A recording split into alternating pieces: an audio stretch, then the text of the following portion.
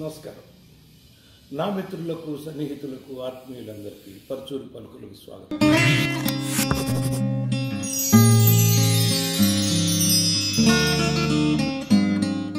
ఈ రోజున నందమూరి బాలకృష్ణ గారు పద్మభూషణుడైనటువంటి సందర్భంగా ఒకసారి నా మనసుని ఆవిష్కరించాలనిపించింది.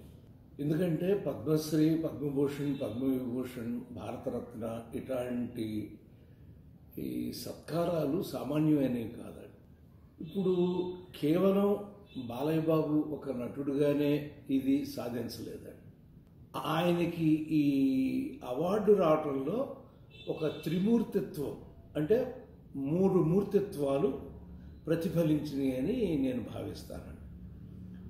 ముందుగా చాలా చిన్న వయసు నుంచి దాదాపు 50 సంవత్సరాల క్రితం తాతమ్మకల్లో ఆయన నటుడిగా మేకప్ వేసుకుని ప్రారంభించాడు. ఆ రోజు నుంచి ఈ రోజు వరకు ఒక అద్భుతమైన నటుడిగా ఎదుగుతూనే ఉన్నాడు. కొన్ని మంచి సినిమాలు ఏమేమి ఉన్నాయి అవి తర్వాత చూసుకుందాం.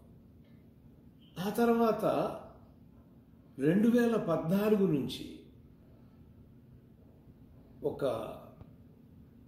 రాజకీయ సేవ, అంటే ఒక రకంగా ప్రజాసేవ, అంటే ఒక ప్రజాసేవకుడిగా అద్భుతంగా ఆ హిందూపురం నియోజకవర్గంలో ఆయన ఎటువంటి కార్యక్రమాలు చేస్తున్నారో మీ అందరికీ తెలుసు.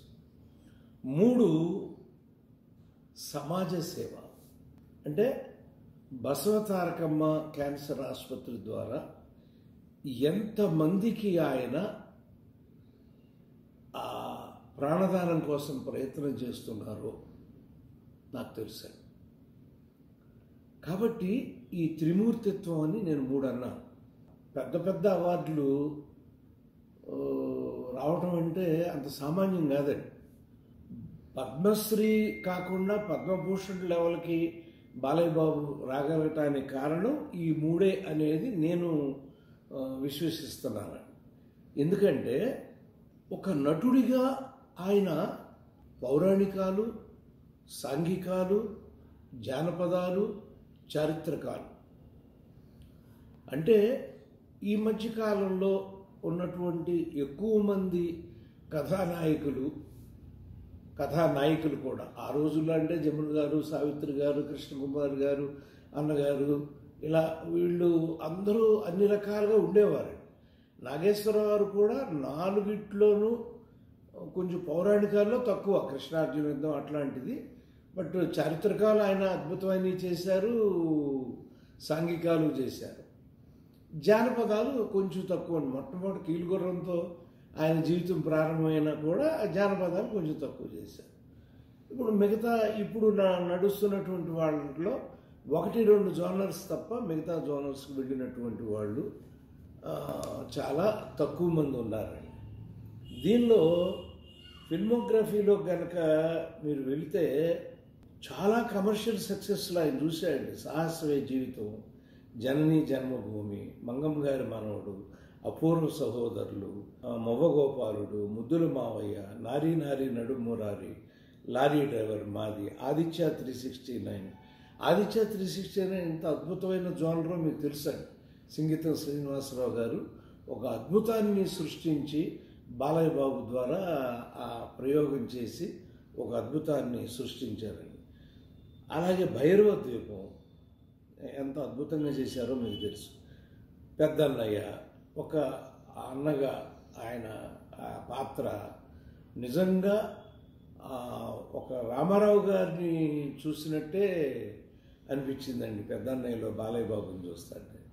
సమరసింహారెడ్డి, అక్కడి నుంచి ఈ చిత్రం అసలు తెలుగు సినిమాలలో ఒక ఫ్యాక్షన్ ఓరియంటెడ్ ఫిల్మోగ్రఫీకి ఒక బాట చూపించిన సినిమా సమరసింహారెడ్డి.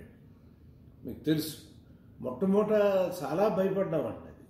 ఎందుకంటే సడన్గా బాలయ్య బాబు ఒక అద్భుతమైనటువంటి ఒక అన్నగారి కుమారుడిగా వచ్చినటువంటి వాడు ఇలా చంపుకుంటా వెళితే ఎలా ఉంటుంది. జానపదాల్లో అయితే అది వేరండి, ఆ కథలు వేరు.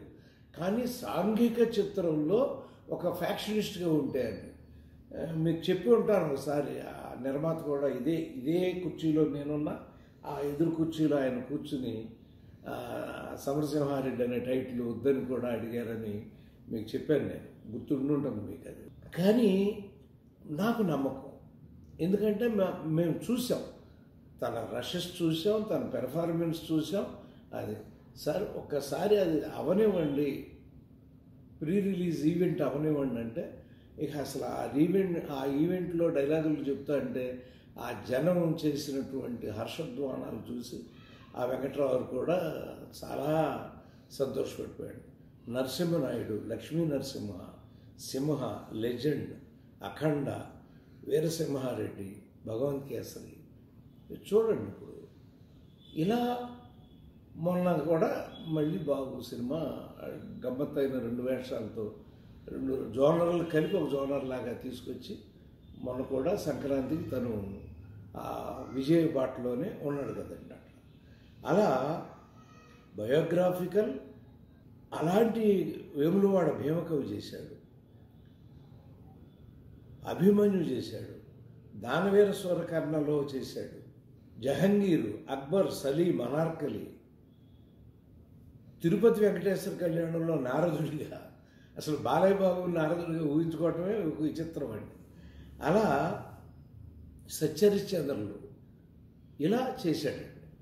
తన 100వ సినిమా కూడా మీకు తెలుసు, గౌతమిపుత్ర శాతకాన్ని, శాతవాహన డైనస్టీని. అంటే తన తండ్రిలాగానే చారిత్రాత్మక, సాంఘిక, జానపద, పౌరాణికాలు ఇన్నింటిని తీసుకుంటూ వచ్చి ఇప్పటికి 3 సార్లు నంది అవార్డులు, స్టేట్ అవార్డులు బెస్ట్ యాక్టర్గా ఆయన తీసుకున్నాడండి. నరసింహనాయుడికి, సింహాకి, లెజెండ్కి తీసుకున్నాడు. అందులో ఒక సినిమా మాదవటం మాకు చాలా సంతోషకారణం అండి. అలా కోడి రామకృష్ణ గారితో ఆయన సినిమాలు ఎంత అద్భుతంగా ఆడేవో మీకు తెలుసండి.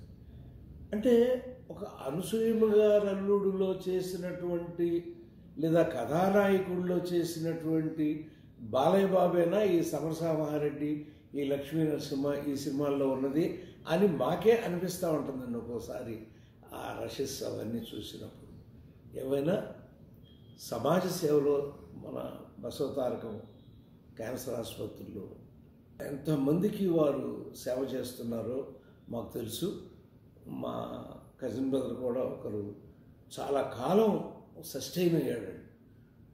మా అన్నయ్య కూడా అప్పుడు అన్నాడు, చాలా బాగా చూస్తున్నారా, నేను ఇన్నాళ్ళు ఉంటానని నేను అనుకోలేదు, చాలా అద్భుతమైన వైద్యం అందిస్తున్నారు ఈ బసవతారకం క్యాన్సర్ హాస్పిటల్లో అని తను మా అన్నగారు చెప్పాడు, మా పెద్దన్నయ్య అంటే మా పెద్దమ్మ కుమారుడు.